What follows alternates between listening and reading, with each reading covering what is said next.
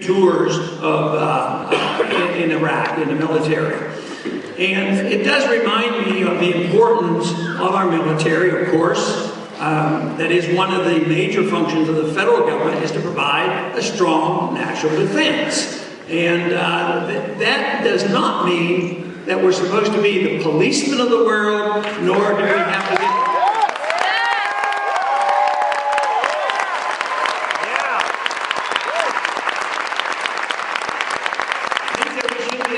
nation building and getting involved in internal affairs of all nations, which the founders did not give us the authority to and advised us strongly not to.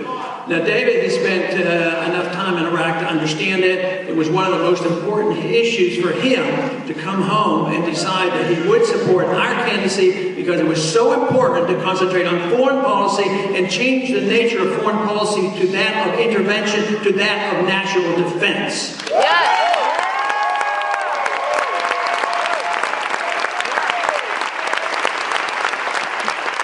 Isn't that what doing it? They're cutting spending. They talk about it, but there's no effort to cut spending. Nobody thinks it's serious enough to cut spending. All they're talking about is cutting the proposed increases. They work on the idea that there is a proposed increase. Baseline budgeting means the budget deficit and spending will go up steadily over the next 10 years.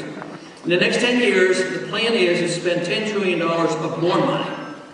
So when they talk about cutting, this automatic cut that came out of the Congress failing to have a budget, and then the super committee making a super mess of things. Then they come up and they say, we're going to cut over $1 trillion over 10 years of the $10 trillion of the proposed increases. They think you're supposed to believe that. You know, there are no cuts. So if you cut $1 trillion over 10 years, you're cutting $100 billion. That used to be a lot of money, but nowadays they don't think that's very much. Pretty soon they're going to be talking about quadrillions rather than just trillions. But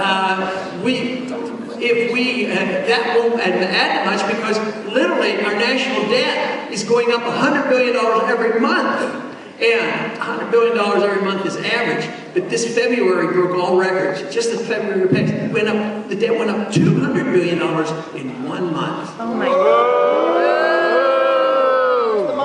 It is very clear. Common sense tells us it's unsustainable. It's damaging, because the principle is that if there's money to be spent, you don't want the politicians and you don't want the bureaucrats spending the money. We want the people to spend the money. Amen.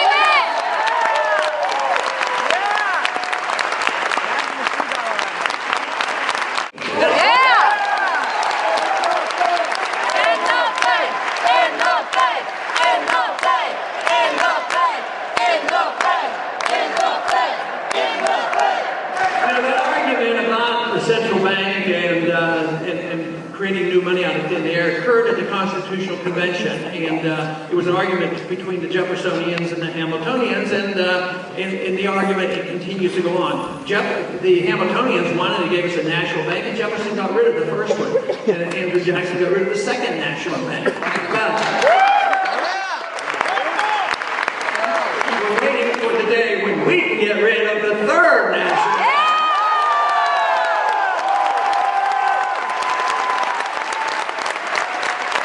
Very wealthy nations. We were a creditor nation. Today we're a debtor nation, the biggest debtor nation in the history of the world.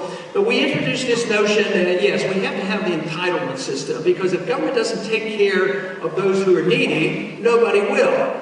But what they didn't realize and didn't understand, and now we're coming to the realization that once the government embarks on taking care of those who are less well off than others, yes, they will create equality. They create equality of poverty, and that's why we cannot depend on the government to produce wealth or distribute it fairly. They can't do it. It's always done through special interests if it's done that way. And that's why you have to challenge the entitlement system. Entitlement sounds like a right. Oh, I'm entitled to this. I want this. I demand this. I have a right to this. But nobody is entitled to somebody else's wealth. Nobody's entitled. Amen.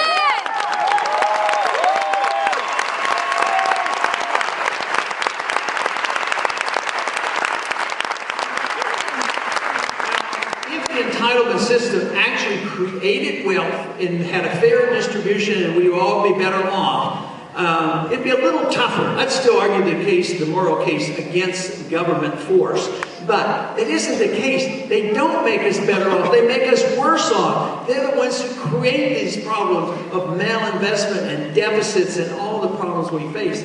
But you know, I was thinking one time, and I introduced legislation along this way to get the American people to understand how much this is really costing. Let's assume for a minute that you couldn't inflate the debt, you couldn't monetize debt, and let's say we couldn't borrow money, and then we had to pay our bills as we went along. What about, under those conditions, make sure that there's no withholding tax, that your businessman, your boss, doesn't withhold your tax and becomes the tax collector, and just say that every one of us, to pay for the war and pay for the entitlements, every month we send a check to the government.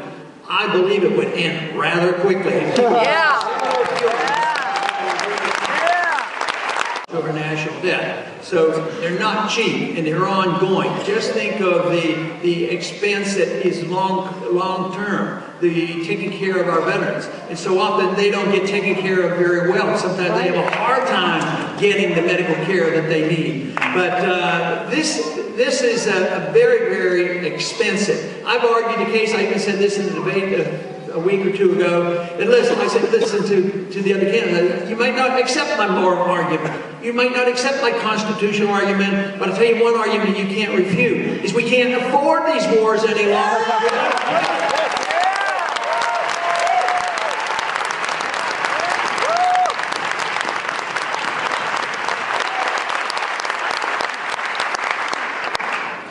But there's a lot more going on than just the wars, the war atmosphere that has happened in this country, whether it's passing the Patriot Act or an ongoing war that we've had for essentially in modern times since in the early 1970s, has been this war on drugs. Not a good war.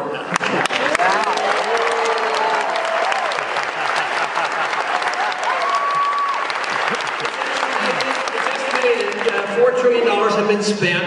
I don't think it's done a bit of good. It's been very expensive, and it has been a tremendous undermining of our civil liberties. This is the reason so many people now, with the use of the Patriot Act, that they can bust into houses without proper search warrants. And did you know that every once in a while they go into the wrong houses and kill people? So it is something that we should challenge. I personally have a strong abhorrence of drugs, but I also know from being in medicine and in politics that prescription drugs are our biggest problem with addiction.